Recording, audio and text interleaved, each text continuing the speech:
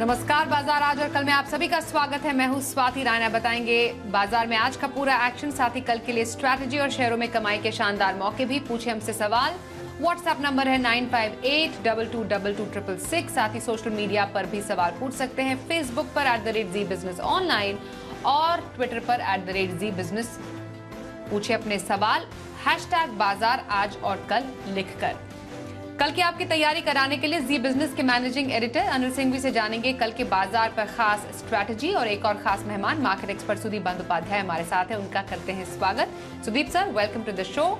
बातचीत करें शुरू, उससे पहले जरा आज के बाजार पर एक नजर डाल लेते हैं। बाजार में जारी तेजी पर आज लग गया ब्रेक। निफ्टी 190 अंक फिसलकर 18,043 के लेवल पर बंद हुआ।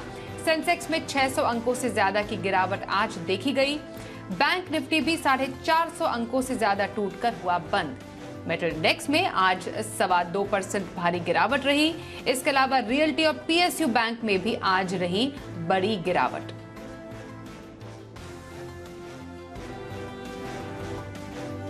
एडिटर्स टेक में अब अनिल जी से समझते हैं कि 2 दिन की लगातार तेजी के बाद बाजार फिसले क्यों। लगातार 2 दिनों की तेजी के बाद भारतीय बाजारों में आज दिखा जबरदस्त दबाव, और ये दबाव थोड़ा सा अनएक्सपेक्टेड था। और वो इसलिए कि अमेरिकी बाजारों से कोई खराब संकेत नहीं थे, मिले जुले से संकेत। कल भारतीय बाजार वैसे तेज भाग चुके थे, जितने मजबूत संकेत चाहिए थे उतने थे नहीं, लेकिन उसके बावजूद आज सुबह एशियाई बाजारों में और बाकी दुनिया भर के बाजारों में मजबूती का माहौल था। और उसको देखते हुए भारतीय बाजार खराब खुले नहीं, एकदम शांत खुले। फिर थोड़ा बढ़ने की कोशिश भी की, 18,200 के ऊपर टिकने की कोशिश की, लेकिन शुरुआती आधे घंटे के ट्रेड के बाद अचानक से बिकवाली का प्रेशर भारतीय बाजारों पर हावी होता दिखा। और बिकवाली भी जबरदस्त हुई, न सिर्फ 18,200 तोड़ा, बिल्कुल 18,100 के नीचे भी गए। और सबसे बड़ी दिक्कत की बात यह कि किसी भी लेवल से कोई स्मार्ट रिकवरी आती नहीं दिखी। 18,000 के लेवल के बेहद करीब निफ्टी पहुंचते हुए दिखे। हालांकि बंद हम थोड़ा सा ऊपर होने में कामयाब रहे, थे दिन के निचले स्तरों के आसपास ही। और यही हाल कमोबेश बैंक निफ्टी का था। 3 दिनों से बैंक निफ्टी 43,500 के आसपास पहुंचकर अटक रहा था। आज सुबह सुबह 43,500 को पार किया और शुरुआती आधे घंटे में इसके ऊपर टिका भी। एक बार ऐसा लगा कि एक बढ़िया ब्रेकआउट देकर बैंक निफ्टी मजबूती के साथ निफ्टी को ऊपर ले जाने को तैयार है, लेकिन निफ्टी का दबाव बैंक निफ्टी पर भी भारी पड़ते हुए दिखा। और फिर बैंक निफ्टी ने भी सरेंडर कर दिया और एक के बाद एक लेवल तोड़ते नजर आए। पहले 42,300, फिर 43,000 और फाइनली 42,800 के बेहद नजदीक पहुंचा, बंद होते होते 43,000 के थोड़ा सा नीचे। तो कह सकते हैं कि 6 दिनों की लोएस्ट क्लोजिंग निफ्टी में मिली है और 4 दिनों की लोअर क्लोजिंग आज बैंक निफ्टी में मिली है। आज की बिकवाली इसलिए थोड़ी सी परेशान करने वाली थी। एक तो ये कि बाकी दुनिया के भर के बाजारों से कोई खराब संकेत थे नहीं। दूसरा ये कि एफआईएस की बिकवाली का प्रेशर भी कोई बहुत ज़्यादा नहीं। तीसरा ये कि बाजार हल्के भी हैं, लेकिन उसके और चौथा ये कि बाकी एशियाई बाजारों में माहौल ठीक था। उसके बावजूद भारतीय बाजार जिस स्पीड से गिरते नजर आए वो काफ़ी लोगों को परेशान करने वाला था। कई सारे स्टॉक्स में और कैश मार्केट के स्टॉक्स में भी अच्छा खासा करेक्शन देखने को मिला। तो 2 दिनों की तेजी से जो इस साल की शुरुआत में मूड माहौल बढ़िया बनता हुआ दिखा था, वो भारतीय बाजारों ने आज पूरा गंवा दिया। और थोड़ी नर्वस, मायूसी, उदासी के साथ आज भारतीय बाजारों की क्लोजिंग होती नजर आई। तो मार्केट एक्सपर्ट सुदीप बंदोपाध्याय का अब रुख कर लेते हैं और समझते हैं बाजार पर क्या रहे स्ट्रैटेजी। सुदीप सर, 2 दिन की तेजी के बाद ये एक अचानक से गिरावट बाजार में, आने वाले दिनों के लिए क्या हम संकेत समझे बाजार के? देखिए, बाजार में थोड़ा बहुत नर्वसनेस तो है ही। यूएस फेड का मिनट्स आने वाला है और ये इसको लेके मार्केट पार्टिसिपेंट्स और जो इन्वेस्टर्स है, ट्रेडर्स है, उनके मन में ग्लोबल मार्केट्स में शंका है। इसके अलावा चाइनीज जो पीएमआई नंबर्स सामने आए उभर के, उससे ये साफ है कि चाइना में एक थोड़ा स्लो डाउन या रिसेशन का माहौल सेट इन कर गया है। कंटिन्यूअसली 5th मंथ जहां पे ये पीएमआई के नंबर्स खराब आए हैं, और इससे ये साफ है कि चाइना में दबाव है। इसका रिफ्लेक्शन था मेटल क्षेत्र पे, इसका रिफ्लेक्शन था क्रूड ऑयल पे। जो ग्लोबल मार्केट्स में मेटल्स की पिटाई हुई, क्रूड ऑयल नीचे आया, और ये सारा एक ऐसा माहौल क्रिएट किया जिसमें थोड़ा नर्वसनेस इंडियन मार्केट्स में भी देखने को मिला और जबरदस्त बिकवाली देखने को मिली। ओवरऑल हम लोगों को लगता है कि मार्केट में नर्वसनेस बरकरार रहेगा और ये ग्लोबल मार्केट्स के मिक्स्ड जो इंडिकेटर्स, मिक्स संकेत मिलते रहेंगे। इंडियन मार्केट में एक इनहेरेंट स्ट्रेंथ है और सामने बजट आने वाला है, उसको लेके भी तरह-तरह की एक्सपेक्टेशन बिल्ड हो रहे हैं। ओवरऑल हम लोग मानते हैं कि मार्केट वोलेटाइल रहेगा, रेंज बाउंड रहेगा, पर अभी भी अपॉर्चुनिटी खरीदारी का है, पर सतर्क रहना पड़ेगा और टॉप डाउन अप्रोच के जगह बॉटम अप अप्रोच लेना पड़ेगा। Stock specific, counter specific strategy करके मीडियम टू लॉन्ग टर्म के लिए खरीदारी करना सही होगा निवेशक के लिए। ये तो रही सुदीप जी की बाजार पर आए। अब कुछ कॉलर्स के सवाल भी जरा करते हैं शो में शामिल। और पहला सवाल इस वक्त हमारे पास व्हाट्सएप से आ रहा है, कोलकाता से रामेंद्र गुप्ता साहब। रामेंद्र जी का सवाल बलरामपुर चीनी पर है। 340 शेयर इनके पास है, 413 खरीद बता रहे हैं ये बलरामपुर चीनी पर। वैसे चीनी शेयरों में हमने चौतरफा गिरावट देखी है, जो शेयर है वो वायदा का टॉप लूजर भी बना। ग्लोबल मार्केट में कीमतों में तेज गिरावट भी चीनी की देखी गई है। इन्हें नुकसान भी है बलरामपुर चीनी में। सुदीप सर, बलरामपुर चीनी में अभी फिलहाल जिस तरीके से हम पूरे शुगर स्टॉक में एक गिरावट देख पा रहे हैं, इन्हें स्ट्रैटेजी रखनी क्या चाहिए अगर मीडियम टू लॉन्ग टर्म का नजरिया इनका हो? देखिए, अगर लॉन्ग टर्म का नजरिया है तो चीनी में निवेशित रह सकते हैं, पर सलाह अगर शॉर्ट मीडियम टर्म का है तो हमारी सलाह तो ये होगी कि एक बार एग्जिट ले लीजिए। फंडामेंटली वोलेटाइल सेक्टर है और इसमें बहुत सारे दिक्कतें आती है, पर्टिकुलरली जो सरकार की तरफ से जो फार्म प्राइसेस और शुगर प्राइसेस प्लस जो शुगर जो एक्सपोर्ट के कोटाज, इंपोर्ट के जो रेस्ट्रिक्शंस, ये सारे बहुत फ्लूइड है, बहुत वोलेटाइल रहता है। और सामने सेंट्रल इलेक्शन आ रहा है, तो ये भी ध्यान में रखना पड़ेगा कि शायद फुल फ्री प्राइसिंग इसमें हो नहीं पाएगा। अच्छी बात इस इंडस्ट्री के लिए स्ट्रक्चरली ये है, जिसके लिए हम लॉन्ग टर्म के लिए रेकमेंड कर रहे हैं कि इथेनॉल ब्लेंडिंग का लिमिट बढ़ा दिया गया है। उससे एक स्ट्रक्चरल पॉजिटिव इस सेक्टर को मिलेगा, जिससे कि हम लोगों को लगता है कि अगर किसी का नजरिया 3 से 5 साल का है तो जरूर शुगर में एंट्री ले सकते हैं। और करंट लेवल में भी शुगर कंपनीज के शेयर उस लायक है कि 3 से 5 साल के नजरिया से एंट्री ली जाए। पर अगर शॉर्ट मीडियम टर्म का नजरिया है तो एग्जिट लेना ही सही होगा। ओके, तो शॉर्ट टर्म के नजरिए में एग्जिट लेने की सलाह, पर लंबी अवधि में शुगर सेक्टर में या फिर बलरामपुर चीनी स्पेसिफिकली जो आपका स्टॉक है, बने रहने की राय आ रही है सुदीप जी की तरफ से। आइए अब आगे बढ़ते हैं और अगला सवाल लेते हैं वापी से चंद्रप्रकाश यादव का। इनका सवाल अपोलो हॉस्पिटल्स पर है। 250 शेयर 4,637 की इनकी खरीद ये बता रहे हैं। अपोलो हॉस्पिटल पर सर मीडियम टर्म तक का नजरिया क्या रहे, ये समझना चाह रहे हैं। फिलहाल इनकी खरीद के हिसाब से तो लगभग 4420 के आसपास या 30 के आसपास क्लोज हुई है स्टॉक की, और 50,000 का नुकसान भी ये झेल रहे हैं। क्या करना चाहिए अभी? देखिए, अगर इनका नजरिया लंबी अवधि का था तो हमारी सलाह तो ये होगी कि निवेशित रहिए। एक बहुत अच्छा सेक्टर है और इस सेक्टर का दिग्गज कंपनी अपोलो हॉस्पिटल है। इसमें बहुत सारे कंपोनेंट्स है और उसमें एक बहुत बड़ा कंपोनेंट जो ऑनलाइन फार्मेसी, वो भी इन्होंने जबरदस्त एस्टैब्लिश कर लिया है, जिसका वैल्यूएशन शायद अभी भी कैप्चरिंग नहीं हो रहा है इसके प्राइस में, और कभी इसका री रेटिंग की संभावना भी रहेगी। जैसे हमने देखा था कोविड के समय में बहुत सारे जो रूटीन ट्रीटमेंट है वो बंद हो गया था, उसके चलते हॉस्पिटल स्टॉक्स पे प्रेशर था। पर अब कोविड जैसे जैसे पीछे जा रहा है और रूटीन ट्रीटमेंट जो कि ज्यादा रेवेन्यू एक्टिव है वो हॉस्पिटल्स में हो रहे हैं, वो बढ़ रहे हैं, और इसके चलते परफॉर्मेंस भी इंप्रूव हो रहा है। जो अनरिलेटेड डाइवर्सिफिकेशन था, इंश्योरेंस वगैरह, वहां से इन्होंने एग्जिट ले लिया है। तो ओवरऑल अपोलो हॉस्पिटल पे हमारा व्यू पॉजिटिव है। तो 1 से 3 साल का नजरिया है तो निवेशित रहिए। ओके, तो 1 से 3 साल के नजरिए के लिए अपोलो हॉस्पिटल्स में बने रहने की सलाह सुदीप बंदोपाध्याय की ओर से। होशंगाबाद से अरुण कुमार का सवाल, वेदांता इनके पास है। 688 शेयर है, 315 रुपए 50 पैसे की खरीद है इनकी वेदांता पर। फिलहाल जानना चाह रहे हैं वेदांता का क्या फ्यूचर है। हालांकि मेटल शेयरों की चमक हमें फीकी पड़ती हुई नजर आई, और खासतौर पर वेदांता में तो 3% तक का हमने आज गिरावट देखी है स्टॉक में। सर, वेदांता में क्या करने की सलाह रहेगी आपकी? देखिए, ये सवाल मैं पहले बहुत बार निवेशकों को, दर्शकों को बोल चुका हूँ कि मेटल एक ऐसा सेक्टर है जहाँ पे वोलेटिलिटी हमेशा रहेगा और ये वोलेटिलिटी के लिए आपको तैयार रहना पड़ेगा अगर मेटल सेक्टर में आप खरीदारी कर रहे हैं। जैसे हम थोड़ी देर पहले ज़िक्र कर रहे थे कि चाइना में जो पीएमआई जो प्रोडक्शन के नंबर्स आ रहे हैं वो खराब आ रहे हैं और इसके चलते ओवरऑल मेटल सेक्टर पे बहुत बड़ा दबाव है। और जैसे हम जानते हैं कि बहुत सारे ज्यादातर जो मेटल्स है उनके चाइना सबसे बड़ा कंज्यूमर है, तो चाइना में डिमांड कम हो जाता है तो मेटल प्राइसेस में प्रेशर आ जाता है, वही हो रहा है। और कब चाइना में प्राइसेस और मेटल का डिमांड बढ़ेगा, प्रोडक्शन इंप्रूव होगा, ये बताना बहुत मुश्किल है क्योंकि चाइना में जो इंफॉर्मेशन निकल के आता है उसके बेसिस पे डिसीजन लेना बहुत मुश्किल है। पर अगर हम फंडामेंटली बात करें तो वेदांता बहुत ही स्ट्रॉन्ग कंपनी है, अच्छा सेक्टर्स में है, जो सारे कोर सेक्टर्स और जैसे हमने जियोपॉलिटिकल स्थिति डेवलप होते देखा है पिछले 1 डेढ़ सालों में, उससे मेटल्स और माइनिंग में एक सेल्फ सफिशिएंसी सरकार के लिए, देश के लिए बहुत इंपॉर्टेंट होता है। उसमें वेदांता एक बहुत बड़ा रोल प्ले करता है आज के दिन में। सही सेक्टर्स में है, माइनिंग में है, माइनिंग एसेट्स ओन करते हैं और परफॉर्मेंस भी अच्छा है, अच्छा खासा डिविडेंड पे आउट होता है। तो ये सब नजर में रखते हुए लंबी अवधि का नजरिया है तो निवेशित रहिए।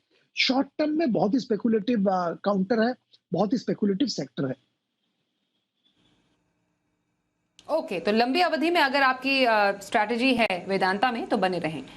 अगला सवाल कानपुर से दुष्यंत पूछ रहे हैं विप्रो पर। 300 शेयर है, 507 इनकी खरीद है विप्रो पर। जानना चाह रहे हैं विप्रो पर क्या स्ट्रैटेजी रहे फिलहाल, आईटी सेक्टर पर क्या व्यू रख रहे हैं सर? फिलहाल 35,000 का नुकसान तो यही झेल रहे हैं और काफी ऊंची खरीद है इनकी। स्वाति जी देखिए, जो बड़े इन्वेस्टमेंट बैंक्स हैं, जो फंड हाउसेस हैं, उनसे जो रिपोर्ट आ रहा है, जेपी मॉर्गन का रिपोर्ट रिसेंटली आया है, उसमें ये साफ कहा जा रहा है कि आईटी सेक्टर में दबाव रहेगा। यूएस में रिसेशन का माहौल है, यूरोप में रिसेशन आ गया है और इंडियन आईटी कंपनीज का एक बहुत बड़ा मार्केट यूरोप और यूएस है और यहाँ पे अगर दबाव आता है तो इंडियन आईटी कंपनीज पे भी जरूर दबाव रहेगा। दबाव का मतलब यहाँ पे मैं ये बताना चाह रहा हूँ कि जो रेट ऑफ ग्रोथ है, रेट ऑफ प्रॉफिट एक्रीशन है और इंक्रीमेंटल प्रॉफिट वो कम हो जाएगा और वो ग्रोथ जो इंडियन आईटी कंपनीज दिखा रहे थे वो नहीं दिखा पाएंगे और इसके चलते यहाँ पे एक डाउनवर्ड रेटिंग की संभावना है, जो कि हम लोगों को लगता है कि 3 से 6 महीने के अंदर शायद डाउनवर्ड रेटिंग होगा क्योंकि इनका ईपीएस ग्रोथ एस्टिमेट्स कम कर दिए जाएंगे।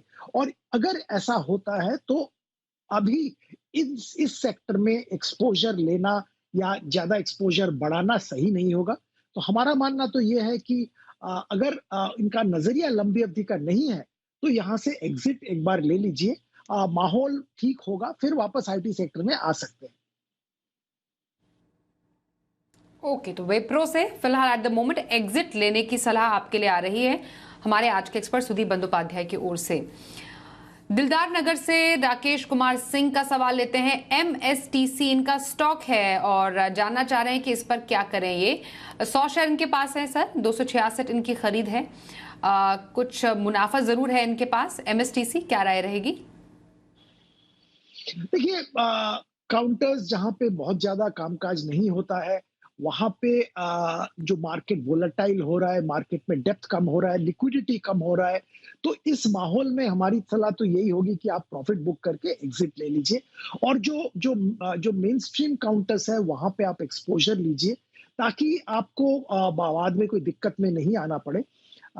ध्यान में ये जरूर रखना कि लिक्विडिटी जब कम होता है तो ये छोटे मझोले काउंटर्स में प्रॉब्लम आ जाते हैं, तो मेरी सलाह है प्रॉफिट बुक कर लीजिए। ओके, तो एमएसटीसी में प्रॉफिट बुक करने की राय आ रही है आपके लिए सुदीप बंदोपाध्याय की ओर से। नोएडा से प्रभा सिंह का सवाल लेते हैं। गोदरेज प्रॉपर्टीज इनके पास है, 50 शेयर है, 1401 की खरीद है और फिलहाल जानना चाह रही कि गोदरेज प्रॉपर्टीज में बने रहे या निकलना ही रहेगी समझदारी। फिलहाल इस काउंटर में भी लगभग 2% तक की हमने गिरावट देखी है और कुछ 9400 का नुकसान भी ये झेल रही हैं। गोदरेज प्रॉपर्टीज क्या कर सकते हैं सर? देखिए, सारे जो रियल एस्टेट कंपनीज है वहां पे पिछले कुछ दिनों में दबाव देखा है, प्राइस करेक्शन हुआ है और गोदरेज प्रॉपर्टीज में तो बहुत लंबा प्राइस करेक्शन देखने को मिला है पिछले कुछ महीनों में। पर अगर अब लंबी अवधि की बात करें तो हमारा व्यू गोदरेज प्रॉपर्टीज में पॉजिटिव है। बहुत अच्छा पेरेंटेज है, 3 मार्केट में काम करते हैं, मुंबई, पुणे और एनसीआर, और तीनों मार्केट में फर्स्ट टॉप 3 डेवलपर्स में से है। और इनका मॉडल डेवलपमेंट मॉडल भी यूनिक है, बैलेंस शीट स्ट्रांग है। तो ये सब नजर में रखते हुए, जैसे डिमांड बढ़ रहा है, जैसे प्रॉपर्टी प्राइसेस स्टेबल है, इससे साफ लग रहा है कि आने वाले दिनों में इनको अच्छा खासा रिटर्न मिलेगा।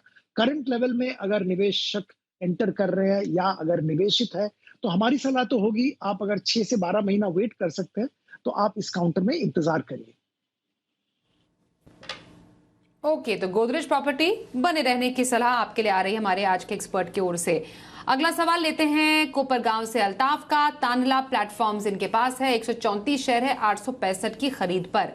तानला प्लेटफॉर्म में मीडियम टर्म के नजरिए के हिसाब से क्या स्ट्रैटेजी रहने की सलाह रहेगी? 19,000 के नुकसान पर है अभी ये। देखिए, ये मैं पहले ही ज़िक्र कर रहा था कि जो टेक्नोलॉजी रिलेटेड जो स्टॉक्स है, वहाँ पे पर्टिकुलरली जो नीश प्रोडक्ट्स बनाते हैं, नीश प्रोडक्ट्स में काम करते हैं, अच्छा पकड़ था इन लोगों का, अच्छा काम कर रहे थे। पर ग्लोबल माहौल ऐसा बन रहा है कि इनके प्रॉफिटेबिलिटी का ग्रोथ नहीं आएगा, और ज़रूर बिज़नेस पे दबाव देखने को मिलेगा। तो हमारी सलाह तो ये होगी कि शॉर्ट टू मीडियम टर्म अगर नज़रिया है, तो एग्ज़िट ले लीजिए। ओके, तो शॉर्ट से मीडियम टर्म नजरिया अगर है तो एग्जिट लेने की सलाह तानला प्लेटफॉर्म पर आपके लिए आ रही है। अगला सवाल लेते हैं जोधपुर से छैल सिंह का। आईसीआईसीआई प्रू इनके पास है। आईसीआईसीआई प्रू पर ये जानकारी लेना चाह रहे हैं कि क्या इनको स्ट्रैटेजी रखनी चाहिए अपने इस निवेश पर। 200 शेयर इनके पास, 550 खरीद बता रहे हैं आईसीआईसीआई प्रू पर। सर, आईसीआईसीआई प्रू में फिलहाल आने वाले टाइम में क्या स्ट्रैटेजी रहने की सलाह रहेगी आपकी? 16,000 का नुकसान तो फिलहाल नहीं है। देखिए, ओवरऑल एक थीम बहुत इंपॉर्टेंट मार्केट में देखने को मिल रहा है, फाइनेंशियलाइजेशन ऑफ सेविंग्स। पहले लोग पैसा फिक्स डिपॉजिट में रखते थे, आजकल वो पैसा इन फिक्स डिपॉजिट से निकल के ज्यादातर लोग प्रेफर कर रहे हैं म्यूचुअल फंड यूनिट्स में या इंश्योरेंस में या और कोई फाइनेंशियल इंस्ट्रूमेंट पे लगाने का। इसका एक बहुत बड़ा बेनिफिशियरी आईसीआईसीआई प्रू जैसे कंपनी हो रहा है।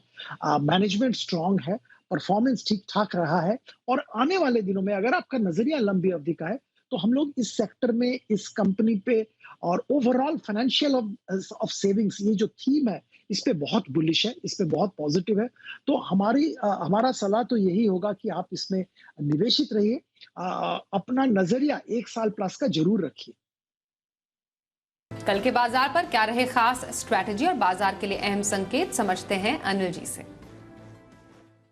जहां तक कल के बाजारों का सवाल है, भारतीय बाजारों के बंद होने के वक्त डाउ फ्यूचर्स लगभग 100 पॉइंट ऊपर ट्रेड कर रहे थे, लेकिन उसके बावजूद भारतीय बाजार कमजोर रहे। एशिया में कारोबार ठीक था, यूरोप के बाजार मजबूत थे, तो दुनिया भर में आज कमजोरी दिखाने वाले बाजार भारतीय बाजार ही ज्यादा थे, एक जापान को छोड़ दे तो। ऐसे में अब कल के सेशन में सबसे इंपॉर्टेंट ये होगा कि आज रात अमेरिका में जो फेड की मीटिंग के मिनट्स आने वाले हैं, उसके बाद अमेरिकी बाजार किस तरह का रिएक्शन देते हैं। अगर अमेरिकी बाजार उसके बाद अच्छी तेजी के साथ बंद हो गए, जैसा कि फ्यूचर्स दिखा रहे हैं, तब तो भारतीय बाजार होल्ड करने की कोशिश करेंगे और 18,000 के लेवल को रोक पाएंगे। अदरवाइज फिर से 17,800 की तरफ जाने की संभावना से इनकार नहीं कर सकते, क्योंकि 6 दिनों के बाद 18,100 के नीचे बंद होना तकनीकी तौर पर थोड़ा सा कमजोरी का संकेत है। सो अब जो बड़ा सपोर्ट है बाजार के लिए वो है 17,775 से 17,825। छोटा सपोर्ट 17,975 के आसपास है कल के लिए। ऊपर की तरफ 18,125 से 18,200 की रेंज सप्लाई वाली जगह है, और वहां पर आने पर बाजारों में बिकवाली आपको आती दिखेगी। बैंक निफ्टी 42,625, 42,825, ये 200 पॉइंट की रेंज कल के लिए मजबूत सपोर्ट का काम करेगी, और ऊपरी स्तरों पर 43,200 से 43,400 की रेंज वो है जहां पर जाने पर बैंक निफ्टी पर बिकवाली का प्रेशर आपको आता हुआ नजर आएगा। तो पूरा का पूरा दारोमदार इस बात पर है कि अमेरिकी बाजारों से और डाउ फ्यूचर से कल किस तरह के संकेत आपको मिलते हैं। कल के वायदा बाजार में क्या रखे रणनीति, आइए देखते हैं कल का ऑप्शन में।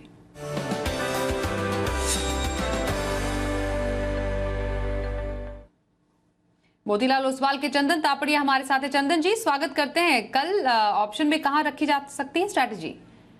जी नमस्कार। देखिए, आज बाजार में फ्लैटिश ओपनिंग हुई, बट ऊपर के लेवल से जोरदार बिकवाली देखने को मिली, और इवन दिन के दौरान जो बाउंस आए वो भी बिकवाली में तब्दील होते हुए नजर आए, और वापस हम एक बड़े दायरे में फंस रहे हैं। निफ्टी ऊपर में 17,250 से बार बार सप्लाई ले रहा है, बट साथ में अच्छी बात इतने दिन ये थी कि 18,000 के आसपास बाइंग हो रही है। तो 18,000 से 18,250 एक ब्रॉडर दायरा था, बट जिस हिसाब से आज वॉलेटिल इंडेक्स ने 5-6% जंप दिया है, बाजार में लेवल थोड़े से हल्के नीचे की तरफ शिफ्ट हो रहे हैं। तो 17,950 और 17,777 दो अहम लेवल बाजार में रहेंगे। वहीं अब रेजिस्टेंस है वो 18,123, 18,181 और 18,250 की तरफ शिफ्ट हो रहे हैं। तो ऐसे में बाजार में आपको काफी सेलेक्टिव रहना पड़ेगा, हल्की सी मंदी भी आपको प्ले करनी पड़ेगी। तो इस सबको ध्यान में रखते हुए मैं 2 ट्रेड सेटअप की बात कर रहा हूँ, जिसमें एक बाई साइड है और दूसरा सेल साइड में है। बाई साइड में कुछ आईटी काउंटर है और कुछ फर्टिलाइजर नेम है। तो मेरा यहाँ पे ध्यान चंबल फर्टिलाइजर पर रहेगा। चंबल फर्टिलाइजर लास्ट वीक में इसने एक पियर्सिंग पैटर्न बनाया था जो एक बुलिश फॉर्मेशन है। इस वीक में एक बुलिश फॉर्मेशन बन रहा है, वॉल्यूम के साथ में अपने आप को ये 315 के ऊपर होल्ड करने की तैयारी कर रहा है। तो जो सेटअप बन रहा है इंडिकेट हो रहा है कि 325-330 तक का मूवमेंट बनना चाहिए। तो चंबल फर्टिलाइजर की 320 की कॉल लेने की सलाह रहेगी। 10 से 11 रुपए के बीच में ले, 7 रुपए का सपोर्ट, ऊपर में 18-19 रुपए के टारगेट बन सकते हैं। अब दूसरे ट्रेड सेटअप की बात करें, वो रहेगा दीपक नाइट्रेट। आप देखोगे दीपक नाइट्रेट में एक बाउंस आया और वो बाउंस वापस बिकवाली में तब्दील हुआ। इससे 3-4 दिन जब मार्केट चल रहा था तो इसमें कोई मोमेंटम नहीं था, और जैसे गिरना स्टार्ट हुआ सेलिंग स्टार्ट हो गई। और इस स्टॉक का 2000 का आसपास का मल्टीपल हर्डल है, यहाँ पे कॉल राइटिंग भी हुई है। 2005-2020 मल्टीपल बैरियर है, बेरिस बेल्ट और कैंडल बना है और कहीं ना कहीं 1900 तक काउंटर फिसल सकता है। तो 1950 की एट द मनी की पुट लेने की सलाह रहेगी। 65 रुपए के आसपास है, 50 का सपोर्ट है, कहीं ना कहीं पुट 95 से 100 रुपए के टारगेट दिखा सकती है। जी धन्यवाद करेंगे चंदन जी कल के ऑप्शन स्ट्रैटेजी के लिए। और सुदीप सर, लॉन्ग टर्म की खरीदारी के लिए कौन से स्टॉक पोर्टफोलियो में ऐड करने की सलाह रहेगी आपकी? जी स्वाति जी, 2 स्टॉक का मैं जिक्र करूंगा। KNR कंस्ट्रक्शन, ये अपने रोड सेक्टर में दिग्गज कंपनी है, और इंफ्रास्ट्रक्चर में, और जैसे हम जानते हैं कि इंफ्रास्ट्रक्चर सेक्टर में रोड कंस्ट्रक्शन में बहुत अच्छा टेलविंड सरकार की तरफ से, state government, central government authorities बहुत अच्छा पुश है। और KNR का खास बात यह है कि इनका कंप्लीट फोकस रोड सेक्टर पे ही है और बहुत अच्छा ऑर्डर बुक है। एग्जीक्यूशन और मार्जिन दोनों पे ध्यान है, और एसेट लाइट मॉडल है। इन्होंने बैलेंस शीट बहुत अच्छा रखा है, और हैम प्रोजेक्ट्स में भी कुछ हद तक मोनिटाइज कर चुके हैं। तो ओवरऑल 265 रुपए का टारगेट रख के यहाँ पे हम खरीदारी की सलाह दे रहे हैं। 365 का टारगेट रख के खरीदारी की सलाह दे रहे हैं। दूसरा कंपनी जिसका हम जिक्र यहाँ पे करना चाहेंगे वो है पिरामल फार्मा। लिस्टिंग के बाद से बहुत पिटाई हुआ है शेयर का। 160 रुपए का टारगेट 1 साल के लिए रख के खरीदारी की सलाह दे रहे हैं। CDMO बिजनेस में अच्छा खासा ग्रोथ देखने को मिल रहा है। Hospital generics, complex hospital generics में तो दिग्गज प्लेयर है ही, और जो कंज्यूमर पोर्टफोलियो जो है, कंज्यूमर पोर्टफोलियो, वहां पे भी ग्रोथ दिख रहा है। बैलेंस शीट अच्छा है, और 20% करीब हम लोग देख रहे हैं EBITDA CAGR over the next 3 साल। पीयर कंपैरिजन अगर देखें, इंडियन पीयर कंपैरिजन, उसके हिसाब से बहुत ज्यादा स्टीप डिस्काउंट पे कामकाज हो रहा है। तो हम लोगों को लगता है निवेशक यहाँ पे निवेश करके अच्छा मुनाफा कमा पाएंगे 1 साल का नजरिया से। ओके, तो ये है लंबी अवधि के पसंदीदा स्टॉक हमारे आज के एक्सपर्ट सुदीप बंदोपाध्याय के।